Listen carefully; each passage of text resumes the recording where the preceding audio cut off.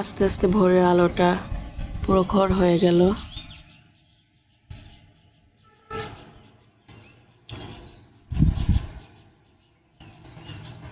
তবে এখনো ঠান্ডা বাতাস আছে,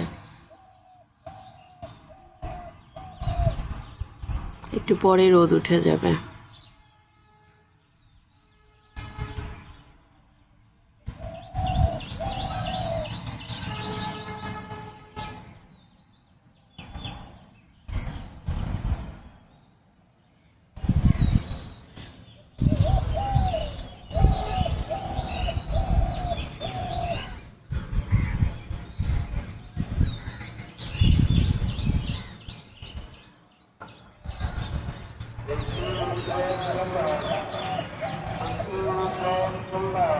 কে যেন মারা গেছে।